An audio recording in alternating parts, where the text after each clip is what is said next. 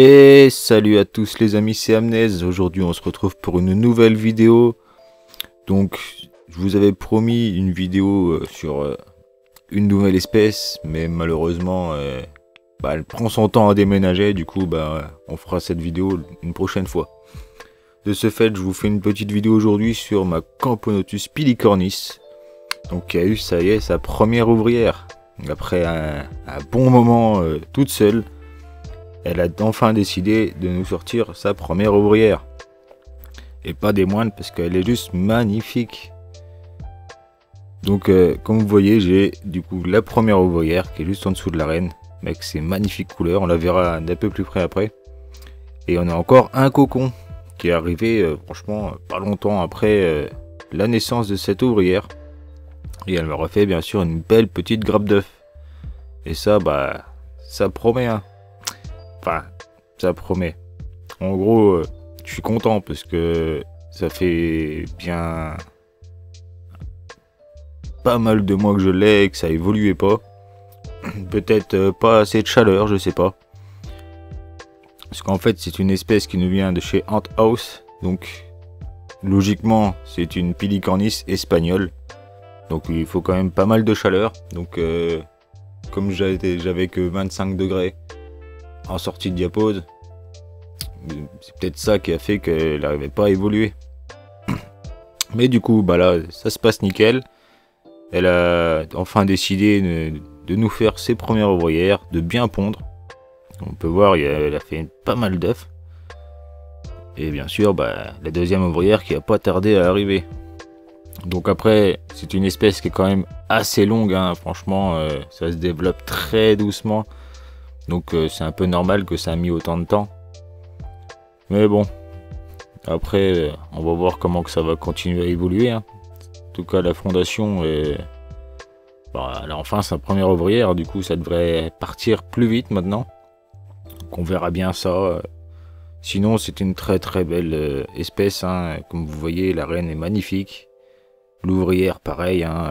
Je vais vous la montrer d'un peu plus près parce que de ce côté-là, c'est un peu sale, hein. Donc, on va retourner le tube pour vous la montrer de plus près, l'ouvrière, et vous montrer ses belles couleurs, hein. Franchement, ça change des autres espèces.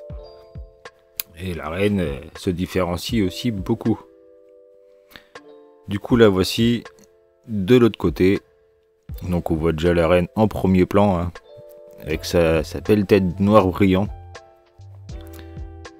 Et ces beaux petits œufs qu'elle est en train de nettoyer, hein.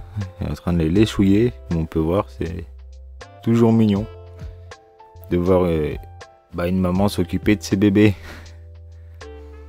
Donc comme je vous disais, on va passer sur l'ouvrière qui est juste derrière. Regardez-moi ces belles couleurs, jaune orangé avec la tête noire, le bout du gaz noir, et elle a deux petites taches au tout début du noir qui sont un peu plus claires. Franchement, très très jolie espèce. Que je vous conseille d'avoir, hein, pas en tant que débutant bien sûr, parce que c'est une espèce qui est quand même assez difficile en fondation, mais une fois bien acquis, je vous conseille bien sûr d'avoir cette espèce juste magnifique. Donc pour ceux qui sont arrivés jusque là dans la vidéo, qui sont restés jusqu'ici, je vous ai fait un petit bonus, hein, sans le dire.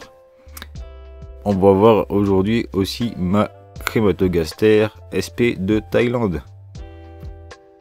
Et elle a eu pas mal d'ouvrières. Donc si vous vous rappelez bien, elle était toute seule avec des œufs quand j'ai fait la première vidéo pour la présenter. Et aujourd'hui, elle a ses premières ouvrières qui sont juste magnifiques aussi.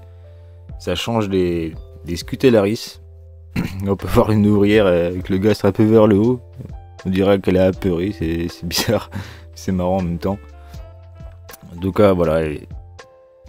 Elle a très bien évolué, on a eu pas mal de naissances, il me semble qu'il y en a 13 ou 14. Donc ce qui est pas mal, hein. Après, c'est une toute petite espèce, donc ça se comprend que ça évolue vite.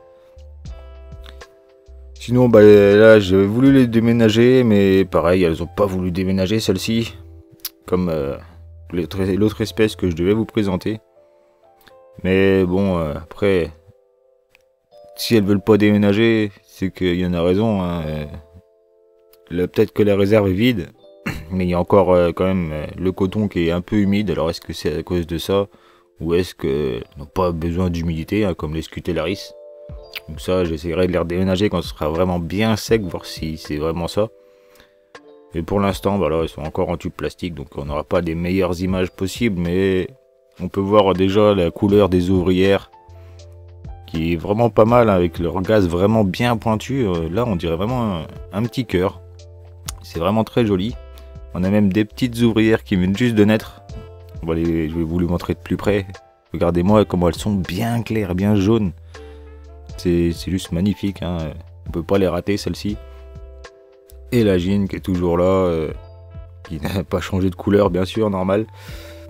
Mais elle se débrouille bien, elle a encore pas mal de couvains, de tout stade, hein, que ce soit des œufs, des nymphes, des larves. Donc on va avoir encore pas mal de naissances. Et bon, je pense que cette espèce va très très bien évoluer. Enfin, en tout cas, je le souhaite parce que franchement, j'adore cette petite espèce qui est juste magnifique, hein. Et on n'en trouve pas souvent en France. Enfin, même j'en ai jamais vu à part depuis que j'en ai eu. Donc franchement, vraiment sympathique. En tout cas, j'espère que cette petite vidéo vous aura plu. Donc si c'est le cas, comme d'habitude les amis, n'hésitez pas à la liker. Puis à vous abonner à la chaîne avec la cloche, hein, pour ne rater aucune des nouvelles vidéos. Si vous n'êtes pas encore abonné, faites-le, c'est gratuit, ça prend quelques secondes. Et nous les amis, on se retrouve mercredi prochain pour la prochaine vidéo. Et allez, moi je vous laisse. Ciao, ciao.